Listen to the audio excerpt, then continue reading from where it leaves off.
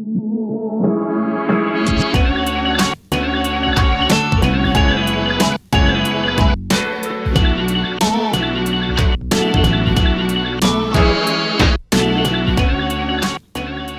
know by now from watching previous videos that when I get sent out on wildfire deployments, that I always look forward to seeing what radio they're going to issue me. Last week, when I was out in Fairbanks, I had the BKR 5000, which was the same one that I had last year. But then I got moved up here into the northern slope. And at this fire, I was given a KNG P150. It costs more than your iPhone, your drone, and probably your car insurance combined. But I have to say, this thing is pretty cool and is just built for absolute abuse.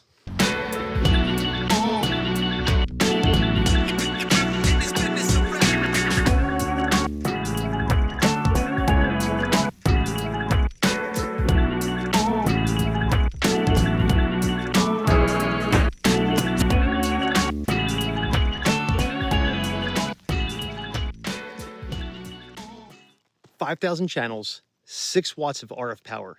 It does P25, digital and analog alike. It's got DES in it as well as AES encryption.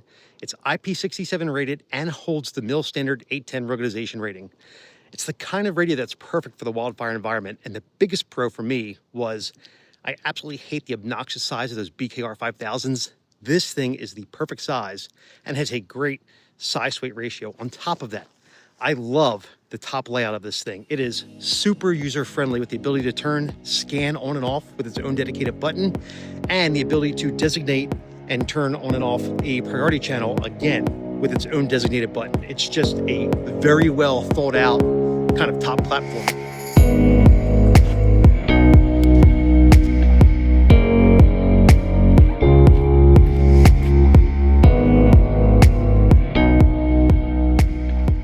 This radio is really part of the standard issue for wildland fire crews.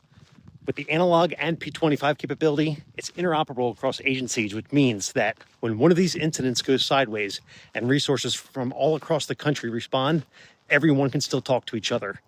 It's got OTAR and OTAP, which if you're not familiar is over-the-air programming and over-the-air rekeying. And that means you can update encryption or reprogram channels without touching the radio. And this feature gets used regularly at these really large incidents. For the size of this thing, this radio is very loud. It houses a 1.6-inch speaker that just absolutely dominates any surrounding noise in the area. And here's the thing. The BK P150 isn't just reliable. This thing is basically battle tested.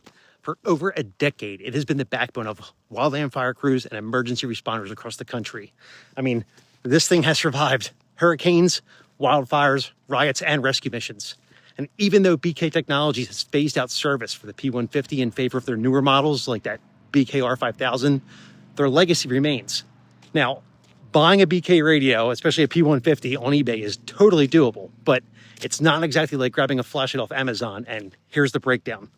There are dozens of P150 units and accessories available, from full radios to microphones, antennas, chargers, and clamshells. Most radios are either pre-owned or refurbished, with prices ranging anywhere from like $700 to $1,600, depending on the condition and the included accessories. But some things I would absolutely watch out for are the fact that some radios come without batteries, or they don't specify the firmware, which can affect programming and compatibility. And also, most sellers don't offer programming services, so you'll need to handle that yourself or find a dealer. And many listings offer free shipping and returns, but always check the seller ratings and their return policies before you go ahead and make such a, potentially large investment.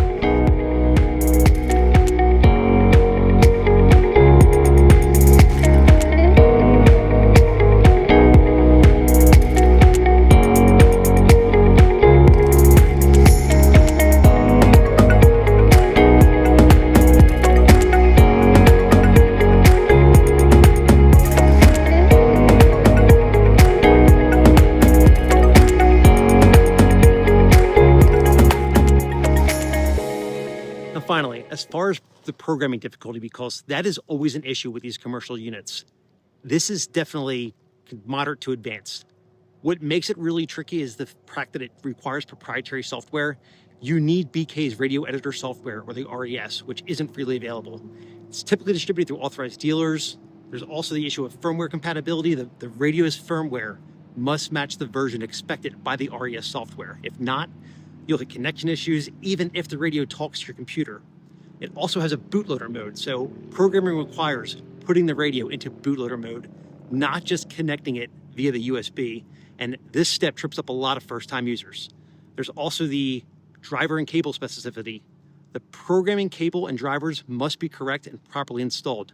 Generic USB cables, they're just not going to cut to program this. Now, what makes this really doable to get and actually use is the fact that it offers the manual keypad programming ability. So for basic channel edits and NACs or network access codes, you can program directly via the radio's keypad. It also has the cloning feature. Once the radio is programmed, you can clone its settings to others, and that saves a ton of time, especially if you're trying to use it as like a fleet setup or just for your group. Now, probably one of the biggest things that makes this the most doable is the fact of BK's dealer support. There are many BK users out there that rely on the dealers to pre-program their radios or walk them through the setup, much more welcoming so than the Motorola crowds for sure. The bottom line is that if you're tech savvy and comfortable with firmware, drivers, proprietary software, you'll definitely get through it. But for field teams or lone operators, it's best to have a pre-programmed unit or at least work with a dealer, because the K&G P150 was definitely built for rugged missions. If you are out there using one of these, let me know your experiences with it and how it's worked for you. And also, if you are interested in any of the Ranch Strategies hats, shirts, hoodies, or patches, shoot me an email, taylor@ranchstrategies.com, and we'll get the info out for you as far as how to get one of those. And with that, we'll see you on the next one. Be safe.